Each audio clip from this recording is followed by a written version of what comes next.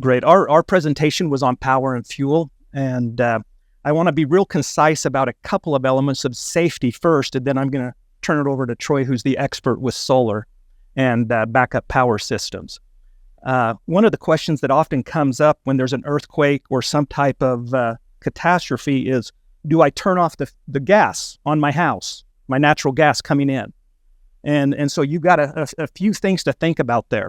I checked with Dominion Energy, who runs our gas, and I just downloaded off their website because I think we need to follow their instructions.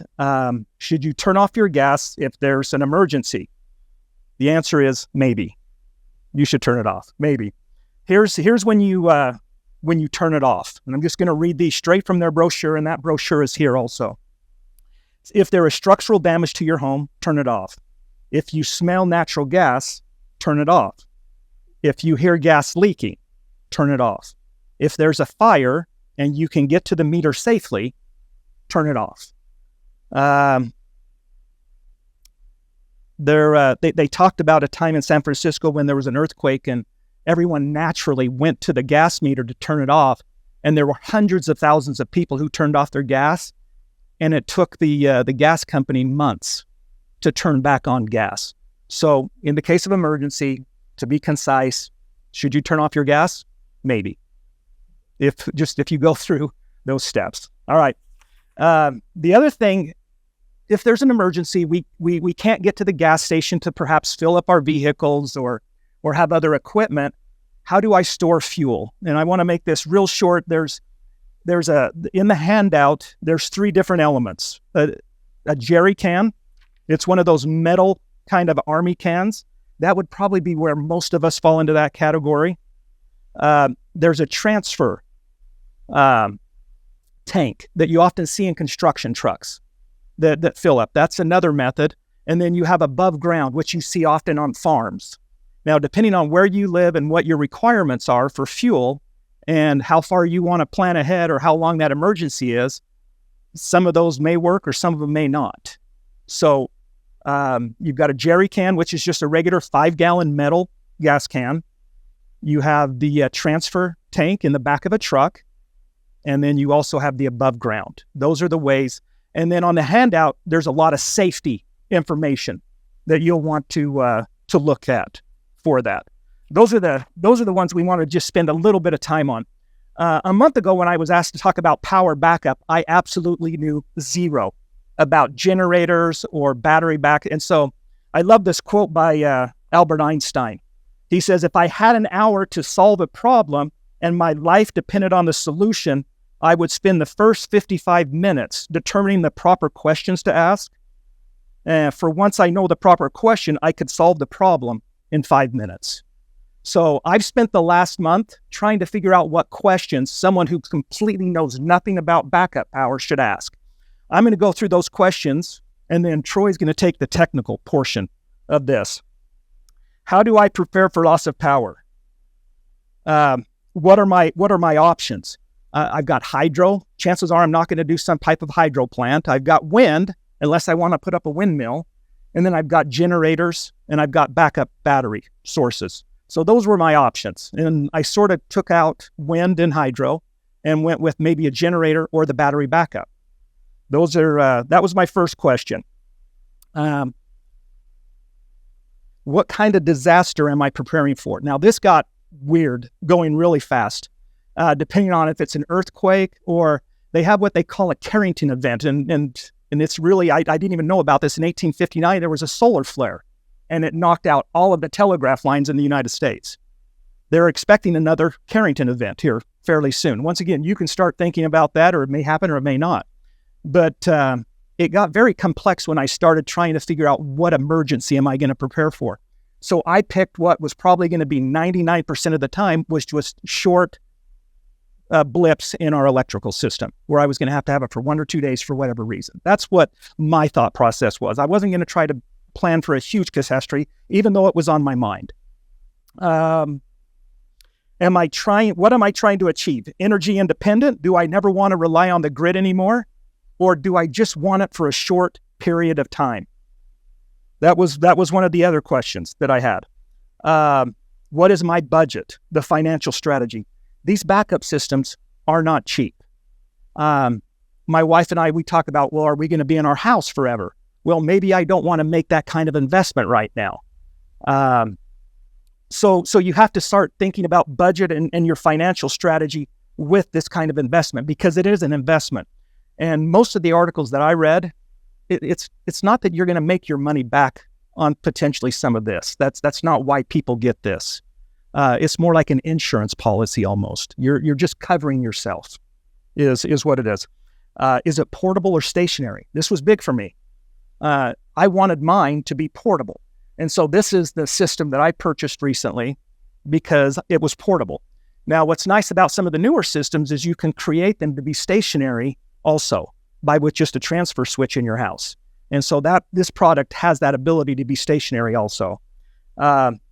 Is it renewable or non-renewable? I wanted a renewable source, and so I stayed away from gas generators, but there is a place and a time for gas generators also. What kind of safety factors? I had to spend a lot of time thinking about batteries and how safe they were. Fumes from a generator. There were a number of safety features, the sounds that come from them. So those were some of the questions that I asked initially from someone who absolutely knows nothing. And as I figured out what I wanted, it sort of placed me in a path that I only had a few things to choose from at that point. So now that the beginner part is over, we'll let Troy go from there. Well, that was a great kickoff. Thank you. So this is actually kind of fun for me because I spent my entire career, for those of you who don't know, I spent 12 and a half years in the solar world. And so this is kind of fun for me to go through. And I'm going to give you very much like a consumer view of solar. And we can get into technicals, and there are some technical things here, but I want you guys to know as consumers, and some of you have solar, which is really cool, but I want you to kind of understand that perspective. And obviously afterwards, you guys can reach out to me and anytime, ask any questions. But to kind of dovetail off of where he left off, it's really important. Some things to know is, what do you want to accomplish with your solar? And, how long do you want it, just like he was saying, how long do you want it covered? Is it a permanent solution? Is it temporary? Is it portable like this? Those are all different levels of, maybe you could say good, better, best. This is great because it's good. It's not that expensive relatively versus spending the owner of this company, I know owner of a solar company here that I'm going to recommend, but they just built a $167,000 system. It's a standalone with 12 batteries in the basement. And for the last year, they've never used a drop of power from the grid. Pretty cool, but really expensive. Also, it's good to know how many circuits you want to cover and which ones. So when you open your electrical panel, you'll see circuits for your lights, for the different bedrooms, etc. With a battery, you can cover 4 to 6 typically. It depends on the battery. And there's a lot now, which I have links for all of those that you guys will be able to see. But you want to think, well, do I want to power my whole house, or do I want to just do the essentials, or do I want something portable, which is even more essential? Another thing to consider is budget. We're looking at like $1,500 of equipment to $50,000, which is probably your range, or you go 167 and you're fully off grid, which I don't know if any of us are wanting to do that, but there may be some of you here that want to do that. Just to go over some typical combinations for solar, you have like the most expensive, I'm going to start and go down, would be a solar plus battery. One fact that most people don't know is that solar doesn't help you if your power goes out by itself. If you just have solar panels on your house, they do not work when the power goes out. They do not work when a lot of snow's on them. Generally, through a few inches, you can get some production. So if you get solar without a battery, you do that for stable prices and to save money. So I spent most of my career, I was kind of all over the country. It was in 6 different markets, but in New England, we did it for majorly saving. Power is way cheaper than I paid in New England here. So that's kind of your just subjective decision. But if you do solar plus battery, then you can be charging your battery. For example, if the power goes out and it's sunny, you can charge a typical 10 kilowatt battery. You can charge that in a couple hours here in Utah in the summer, which is pretty cool. So you can be using it and then recharge it. But when the power's out and you have no battery, you can't use the solar at all. By the way, cash is king right now, as you guys know, with financing anything. So if I looked on Tesla's website, there's 7.5% if you want to finance something. So if you do have the ability to buy cash, not recommending necessarily, but saying, hey, you can avoid high interest rates. AC, I want to talk on that because that's a good thing to know about power sources. It takes 2 batteries. 2 Tesla Powerwalls can start an AC unit. That's the biggest power jump, is that to get that thing going. I think for most people, they don't care to have AC when they're, dying or whatever when they need a lot of help. So, but if you want to run your AC during the middle of the summer, you're going to at least two batteries for that. The number 2 option would just be a standalone battery, which is pretty cool. The downside to a standalone battery is that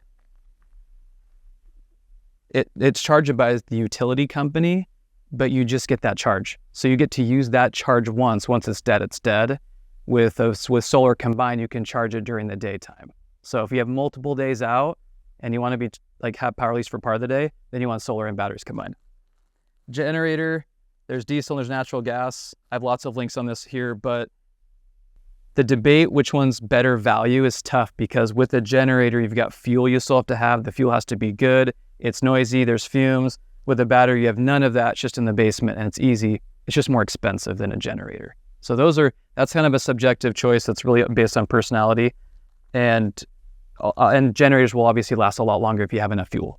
Battery's going to be, unless you have 12 batteries, if you have 12 batteries charged by the utility, that'll last you lots of days. But a typical battery will last you about a day. But it also depends on how many circuits you're connected to that draw a lot of power. If you have your electric heat or whatever, you're going to drain that battery so fast it's basically useless.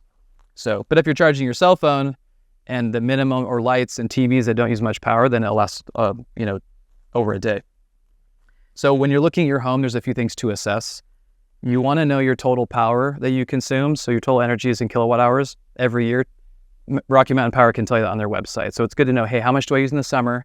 How much do I use in the winter? Here, there's a curve where you kind of spike during the summer and then it goes back down.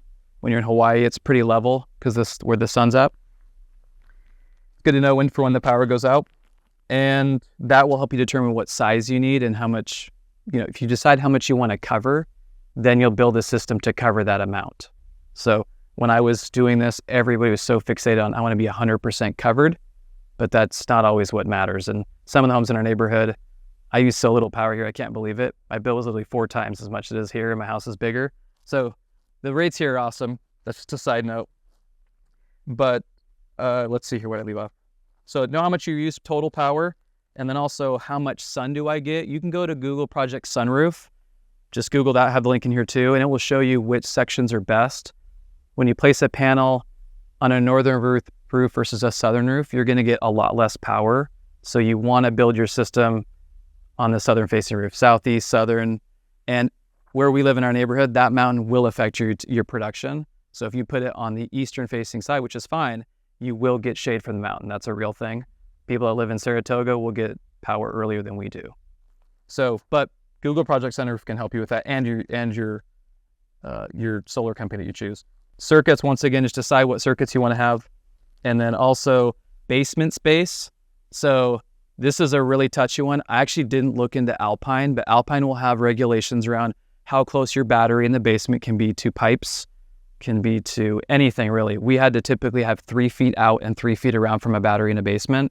But this is the wild, wild west. So I don't know, they might allow a lot of crazy stuff, but out in New England, they're really strict on where you could have that battery. So make sure you have the space to put the battery. If you put it outside, if you own a Tesla, and which I've owned a few, in the winter, we lose about 30% range. Same will happen to your battery. So you ideally want to keep in your basement at room temperature. It will last a lot longer that way.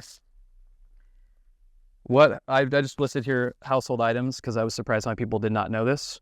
Use the most electricity, air conditioning units, electric oven or stove, charging in electric vehicles. Pretty much, you guys should not charge an electric vehicle if the power's out. Actually, it should be the other way around. Electric heat. That's a good topic I should probably add. I didn't think about EVs charging a house. Electric heat's pretty much a no-go. Washers and dryers that are electric use so much energy, it's not worth it. Also a pool pump. I had so many people ask me, hey, can I get my pool running while, my family's dying? You sure can. Just need 3 power walls to do that. So probably, those are things you probably want to rule out if you thought, unless you're off-grid. Product recommendations. So here's like the good, better, best. The best and the most premium is to get solar plus battery. I know the owner of Goodco Solar. They do a lot of high-end homes in Park City. Just for context, I don't care who you guys choose, to be honest. It doesn't really matter. Do your research. But I talked to him and I said, hey, can you set up a kind of a group discount for everybody just in case they want to do it? And he said, yeah, that sounds like such a cool idea. I'm glad your ward's doing it. I'll go over that in a second. The better would be a generator standalone. And I think I'd personally charge just battery, just because I don't have to worry about gas and fuel, and all my yard tools are now electric and battery, and I'll probably never go back to a typical, internal combustion weed whacker. I'm not doing that because I can never start them after the first time I buy them. So I have a bunch of links. That's pretty much it, but I do want to jump to pricing real fast. So group pricing, $220 a watt for solar. So 8 months ago, I would sell systems at $5 a watt. $220. I don't even know how it's that low, but that's everything. And then, so like a 10 kilowatt system, which is per the average size, would be $22,000. And then you get a 30% tax credit off of that.